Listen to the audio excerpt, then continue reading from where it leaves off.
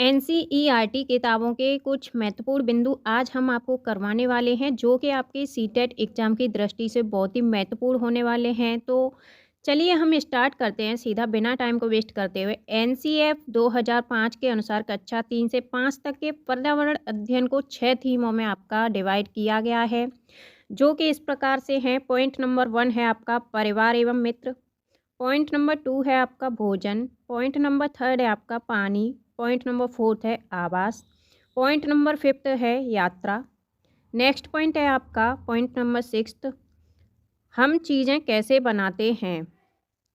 अब हम बात करते हैं मधुमक्खी पालन की। तो बिहार के मुजफ्फरपुर का बोचाहा गांव, इस इलाके में लीची के पेड़ बहुत अधिक पाए जाते हैं, इसलिए इस क्षेत्र के लोग मधुमक्खी पालकर शहद बनाने का काम करते हैं।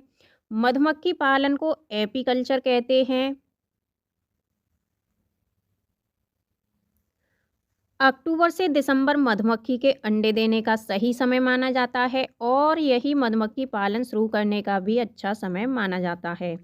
नेक्स्ट पॉइंट है लीची के फूल फरवरी में खिलते हैं।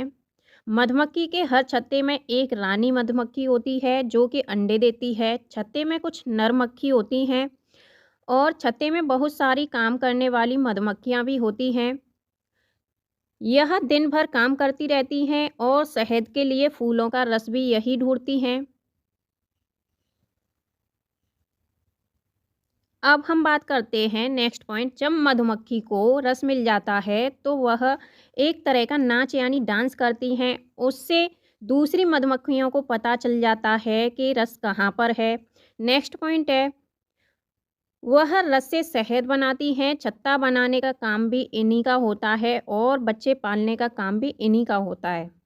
नेक्स्ट पॉइंट है आपका मधुमक्खी पालन में बक्से का प्रयोग किया जाता है। इस बक्से में चीनी का मीठा घोल डाला जाता है। नर मक्खी छत्ते के लिए कुछ खास काम नहीं करती। मधुमक्खी के डंक में फार्मिक एसिड होता है। नेक्स्ट पॉइंट हम बात करते हैं चींटियों के बारे में। तो चींटियां मिलजुल कर रहती हैं और चींटियों का काम आपस में बटा हुआ होता है। रानी चींटी अंडे देती है। सिपाही चींटियां बिल का ध्यान रखती हैं। काम करने वाली चींटियां भोजन ढूंढकर बिल तक लाती हैं और चींटियां चलते समय ज़मीन पर कुछ ऐसा छोड़ती हैं जिसे सूंघकर पीछे आने वाली चींटियों को रास्ता आसानी से मिल जाता है। और नोट है आपका, ये नोट लगा हुआ है, इसमें लिखा है दीमक और ततैये भी समूह में रहते हैं। यानी जो दीमक है और ततैया वो आपका ग्रुप बना करके रहते हैं। नेक्स्ट पॉइंट अब हम बात करते हैं रेशम का कीड़ा। तो रेशम का कीड़ा अपनी मादा को इसकी गंध से कई किलोमीटर दूरी से ही पहचान लेता है। नेक्स्ट पॉइंट है आपका मच्छर के बारे में।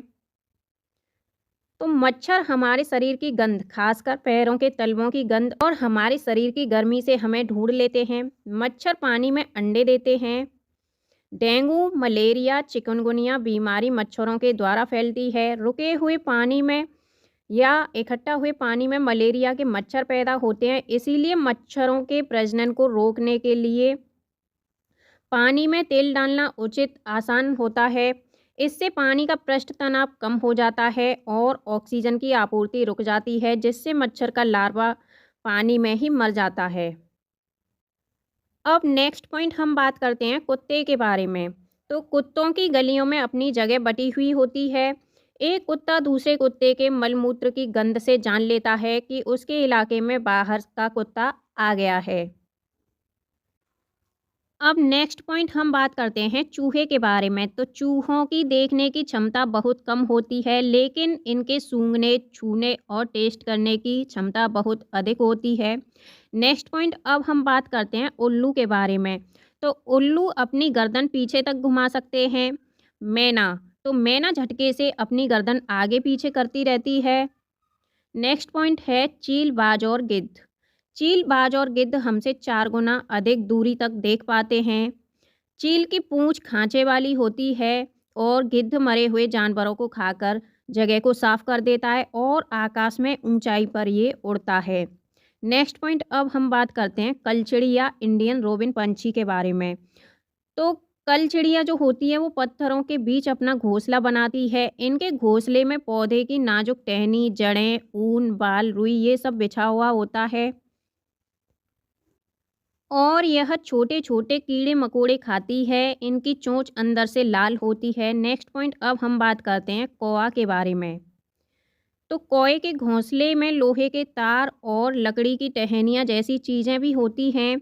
कौवा पेड़ की ऊंची डाल पर घोंसला बनाता है। कोयल अपना घोंसला नहीं बनाती है, वह कौए के घोंसले में अंडे देती है। कौवा अपने अंडों के साथ साथ कोयल के अंडों को भी सेता है। नेक्स्ट पॉइंट, हम बात करते हैं फाख्ता पंछी के बारे में।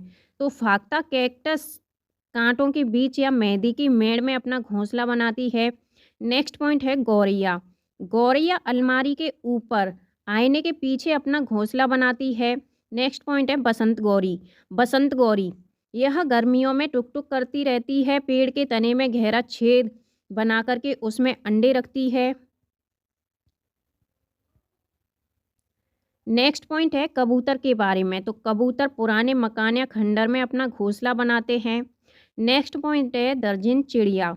तो दर्जन चिड़िया अपनी नुकीली चोंच से पत्तों को सी लेती है और उसमें से एक थैली सी बना लेती है और उसमें अंडे देती है। शक्कर खोरा। शक्कर खोरा किसी छोटे पेड़ या झाड़ी की डाली पर अपना लटकता हुआ घोंसला बनाती है।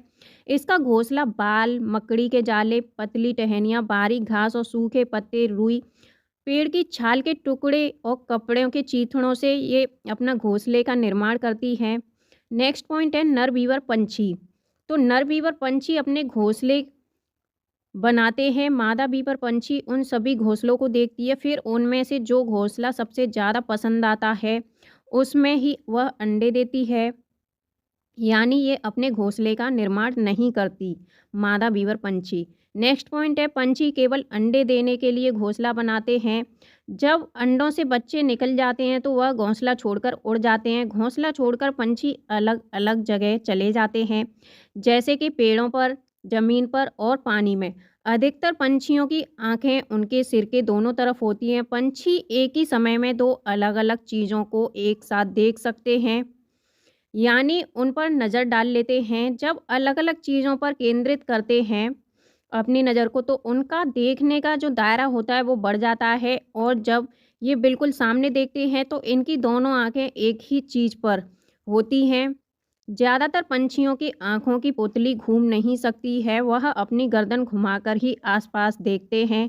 पंछियों के पंख उन्हें उड़ने में मदद करते हैं और उन्हें गर्माहट भी देते हैं। उनके नए पंख आते रहते हैं और पुराने पंख झड़ते रहते हैं। कुछ पंछी अलग-अलग खतरों के लिए अलग-अलग आवाज़ें निकालते हैं, जैसे उड़कर आने वाले दुश्मन के लिए एक तरह की आवाज़ और ज़मीन पर चलकर आने वाले के लिए दूसरी तरह की आवाज़ें निकालते हैं। पंछियों के कान दिखते नहीं हैं, लेकिन इनके सिर के दोनों तरफ छोटे-छोटे छेद होते हैं जो पंखों से ढके हुए होते हैं। पंछी इन्हीं की मदद से सुनते हैं। नेक्स्ट पॉइंट, हम बात करते हैं हाथी यानी एलिफेंट के बारे में। तो हाथी को पानी और कीचड़ में खेलना बहुत पसंद है, इससे उनके शरीर को ठंडक मिलती है। हाथी के कान पंखे जैसे होते हैं। गर्मी लगने पर हाथी अपने कान हिलाकर हवा करते हैं।